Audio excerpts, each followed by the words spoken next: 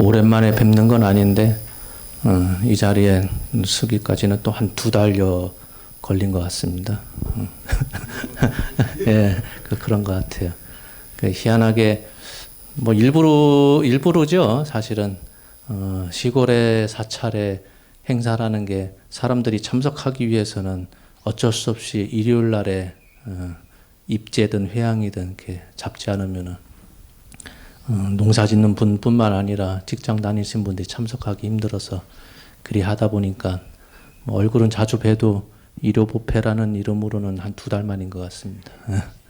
그래서 무슨 얘기 하다가 마쳤는지도 이제 기억이 가물가물하고 돌이켜 보면은 그런 얘기 하다가 마쳤던 것 같아요. 우리가 살다 보면 사람이 사람으로서 다시 태어나는 것도 힘들다 하지만 한번 사람으로 태어나면 사실은 그걸 또 다른 몸으로 바꾸는 것이 극히 드물어요. 그러니까 아무리 사람이 잘못을 많이 하고 죄를 많이 짓는다 하지만은 다음 생에 이번 생에 인간 몸 받았는데 다음 생에 인간 몸 받지 못하고 축생으로 태어난다든가 지옥에 떨어진다든가 하는 일들이 부처님도 그런 말씀하셨지만은 제가 곰곰이 생각해봐도 그럴 일이 극히 드물다고 봐요.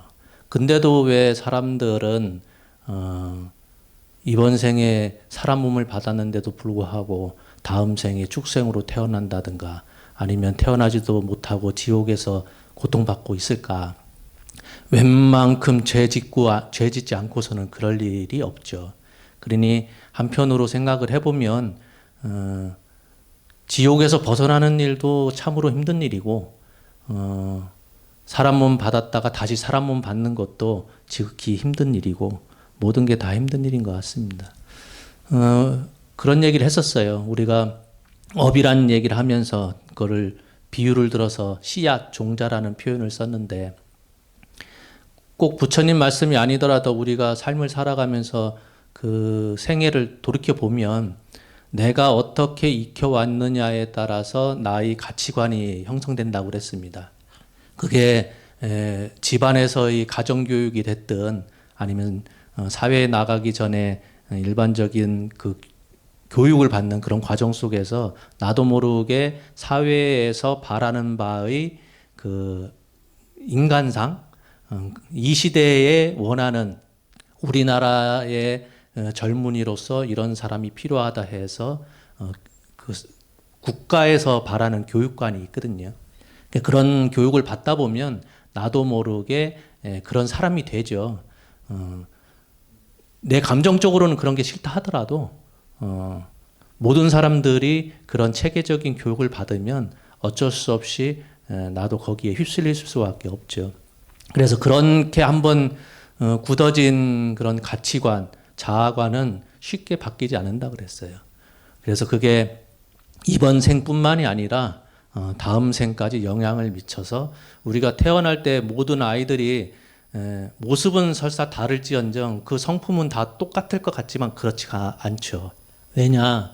전생에 내가 어떠한 가치관을 형성하고선 지금 태어나느냐에 따라서 그 아이들의 성격이 다 각각 다르지만 무엇을 그대로 받아오느냐, 전생에 내가 익혀왔던 습관이나 버릇, 그런 가치관을 그대로 따라온다고 그랬어요. 그래서 그거를 무슨 습기라고 했냐? 등류, 동등하게, 균등하게 전에 익혔던 것을 지금도 어느 정도 영향을 받아서 갖고 온다. 그래서 등류습기라고 그랬어요. 그러면서 또 그와 달리 이류, 이숙, 달리 익어진다 해서 이숙이라는 표현을 썼는데 그거는 내가 사람으로 태어나서 참 열심히 기본적인 소양만 갖고선 잘 살면 다음 생에도 웬만하면 사람으로 태어날 텐데 원체 죄를 많이 짓고 그러면은 다음 생에 사람으로 태어나지 못하고 축생으로 태어난다든가 아니면 지옥에 떨어질 터인데 그렇게 삶 자체를 완전히 뒤바뀌는 달리 익어진다 해서 이숙이라는 표현을 쓴다고 그랬어요. 근데 그런 걸 다 떠나서 우리가 종자라고 하는 것은 딱 3가지 측면이 있다고 그랬습니다. 뭐였느냐? 전에 익혀왔던 것을 계속 이번 생에도 반복하면서 뭐라고 해야 되나 더 강화시키는 거. 강화시키다 보면은 나도 모르게 어떠한 환경, 거기에 딱 맞는 조건, 환경이 되면 씨앗으로 발화한다고 그래서 씨앗이 결과 뭐죠? 저 과실로서 드러난다고 그랬습니다. 그다음에 두 번째는 내가 설사 지난 날에 잘못을 많이 저질러서 안 좋은 습관을 갖고 있고 안 좋은 성품을 설사 갖고 있다 하더라도 지금 그것을 잘못을 뉘우쳐서 새롭게 좋은 습관을 들이고 좋은 말도 행동을 하면은 그전에는 잘못된 씨앗이 심어졌지만 그것이 발화하지 않도록 그러니까 결과로서 열매를 맺지 않도록 눌러주는 역할이 있고 또 한 가지는 완전히 그 성품을 바꿔주는 역할이 있다고 그랬어요. 그러니까 중요한 것은 전에 어떻게 살아왔느냐가 중요한 게 아니라 지금 그다음에 앞으로 우리가 어떻게 살아가느냐가 중요하죠. 그래서 보통 그 사람들이 성품이 언제 결정되느냐 할 때 전생에 받았던 성품을 그대로 받아왔다가 이번 생에 어떠한 말투를 쓰느냐, 어떠한 행동을 보이느냐, 어떠한 생각을 갖고 있느냐에 따라서 그 성품이 달라지죠. 그 일례로 어젠가요? 어제 저희는 이제 칠성불공을 7월 7석 이후에는 잘 하지 않는데 그 칠성불공을 한번 어제 했었어요. 왜 했냐면은 어떤 젊은 보살님이 전화를 줬는데 그 파묘 영화 파묘 있죠. 파묘에 그 자문을 해줬던 사람한테 이렇게 뭐 궁금한 게 있어서 이렇게 전화로 상담을 했는가 봐요. 직접 만나서 상담한 건 아닌데 전화로 상담하다 보니까 뭔 얘기 끝에 그 보살님의 아이가 8살짜리인데 그 이름이 들어보니까 괜찮은 이름인 것 같은데 그 상담해주는 사람 입장에서는 그 이름이 좀 뭐 마음에 안 들었는가 이름을 팔아야 된다 그랬대요. 올해 안에 이름을 팔아야 되니까 그 생각을 해보시라고. 그러니까 아니 그 절에 다니시는 보살이라 하더라도 이름 판다는 말을 잘 못 알아들어서 영탑사에다가 문의를 했더라고요. 그래서 이름 판다는 게 보통은 그런 거거든요. 그 우리가 이름 판다고 그러면 지금 쓰고 있는 이름이 마음에 안 들면 개명하면 되죠. 근데 개명 옛날에는 왜 개명을 잘 안 했는지 모르겠어요. 근데 지금은 이제 옛날에 그 방식을 따질 것 같으면 절집안에서 이름 판다고 하는 것은 딱 두 가지거든요.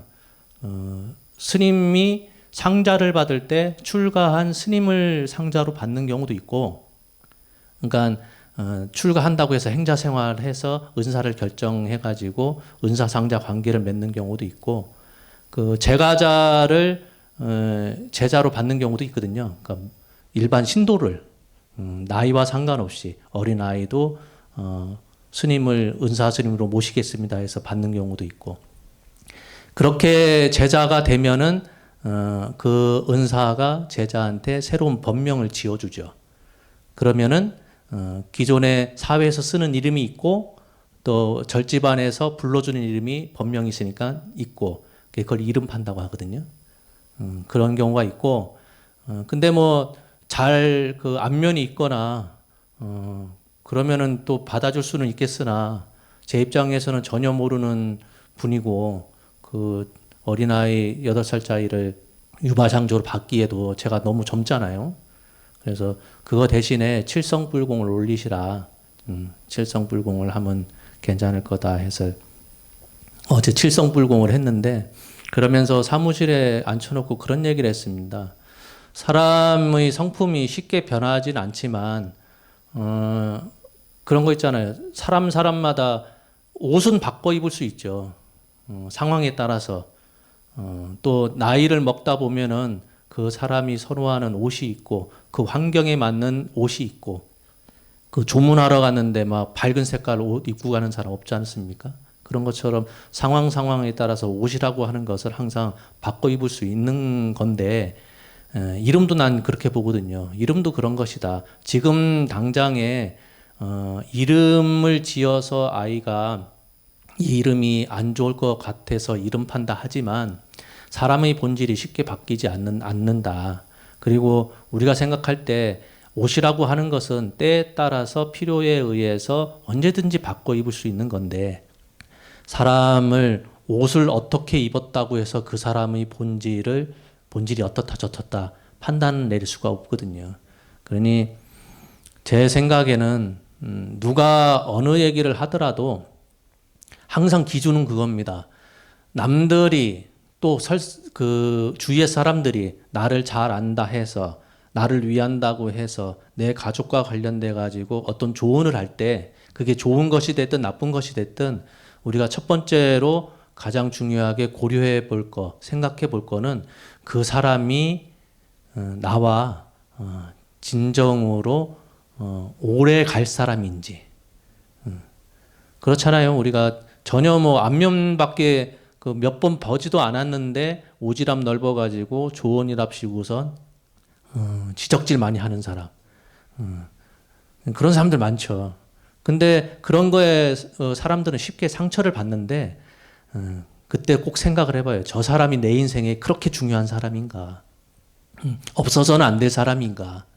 그런 사람이 나한테 충고랍시고 조언이라고 얘기를 하면 곰곰이 되짚어 볼 만한데 지금 아니면 언제 볼지도 모르고 1년 가봐야 몇 번 만나지도 않고 지금 일 때문에 만났다 하더라도 일을 벗어나서는 나랑은 전혀 상관없는 사람일 것 같으면 그 사람이 설사 조언이랍시고선 이러이러한 얘기를 할 때 그렇게 머릿속에 담아두지 마시라. 그렇지 않겠습니까? 가족조차도 아무리 좋은 얘기라 하지만 새겨드려야 할 것들이 있죠. 그러니 진짜 얼굴 한번 제대로 보질 않고 아무리 유명하다 하더라도 내 인생의 평생에 걸쳐서 내 삶을 책임져 줄 만한 사람이 아닌 바에야 그 사람의 얘기를 하나하나 머릿속에 담아두고선 그렇게 고심할 필요가 없다라는 게 제 생각이에요. 세상에 제가 항상 주장하는 바가 그렇습니다. 좋은 말들은 어디에 다 있다?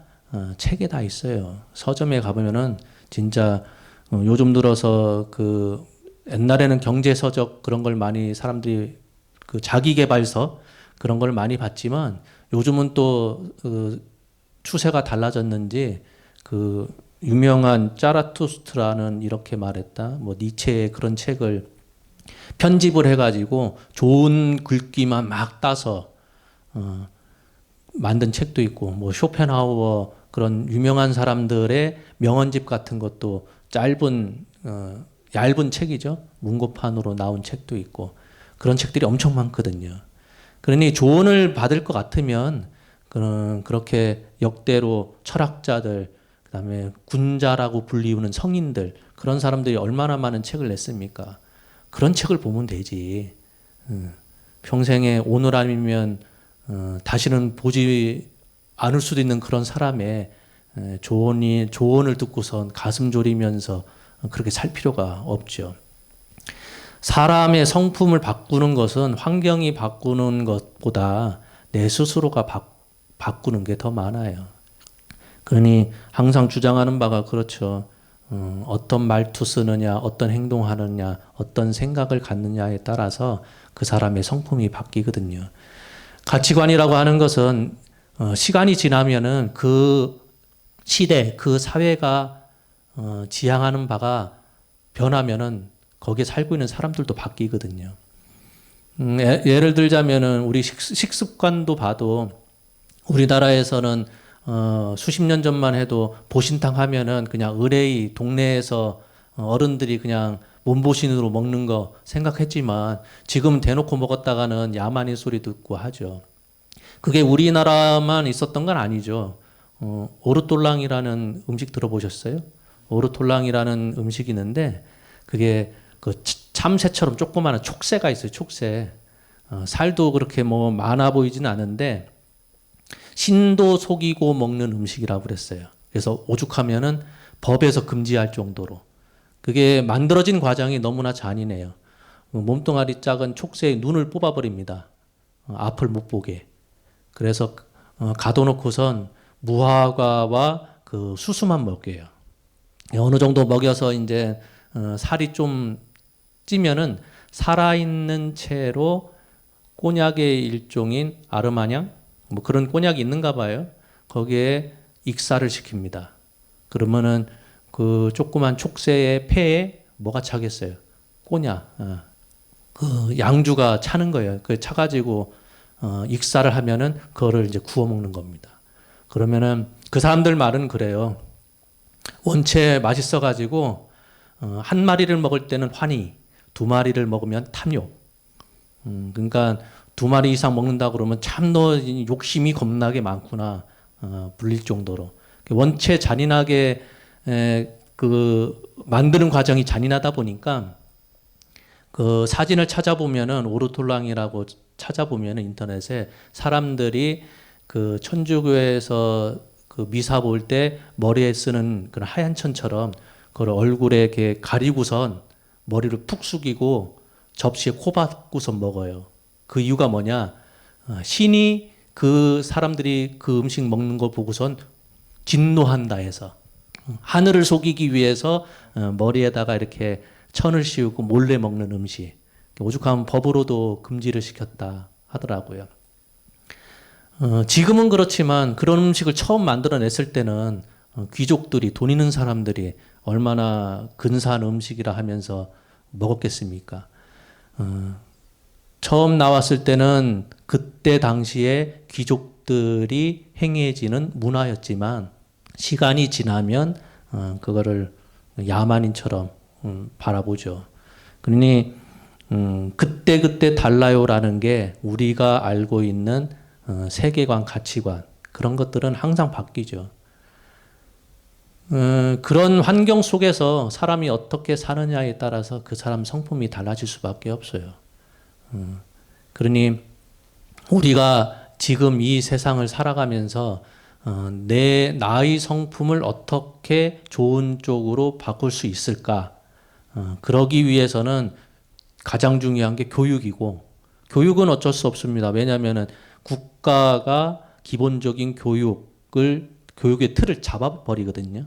그러니 그걸 거부하고선 내 자식은 내 마음대로 키울 거야 했다가는 위험하죠. 위험한 사람, 부모를 욕하죠. 사회가. 그렇기 때문에 나라에서 세상이 또 기대하는 인재를 키우기 위한 기본적인 교육 과정을 잘 만들어야 되겠죠. 그건 이제 국가의 역할이고 집에서의 그 교육은 가정교육이 중요하죠. 그러니까 어린아이가 성장하면서 성인이 될 때까지 어떠한 과정 속에서 어떠한 가치관을 형성하느냐가 진짜 우리 불교 부처님에서 얘기하는 다음 생을 결정하는 가장 중요한 핵심인 것 같아요. 그게 소위 말하는 업이고 종자라는 업을 또 종자라는 표현으로 비유를 들어서 설명한 바입니다. 그러니 뭐 굳이 어렵게 뭐 업이다 종자다 그런 어려운 말 쓸 필요가 없고 지금 이 순간 우리가 내 성품을 바꾸기 위해서 어떤 말투를 써야 될까, 어떤 행동을 해야 될까, 어떤 생각을 가져야 될까 그런 걸 고심해야지 그냥 사회가 바라보는 대로 그냥 휩쓸려 갈 게 아니라 그걸 그 뭐라고 해야 되나 그냥 아무 이유 없이 비판하라는 게 아니라 왜 저렇게 해야만 할까 논리적인 명분이 있어야 되거든요. 명분이 없이 그 바람에 휩쓸리듯이 가다 보면 내가 여기에 왜 왔는지 모르는 경우가 많죠. 뭐 어찌하다가 2달 만에 이제 이야기를 하게 됐는데 매번 이렇게 참석해 주셔서 감사합니다. 너무 강요하는 것 같아서 죄송하긴 하지만 그래도 좋은 날씨에 많이 덥지 않은 5월 날씨에 일요일에 참석해 주셔서 감사합니다. 고맙습니다. 예.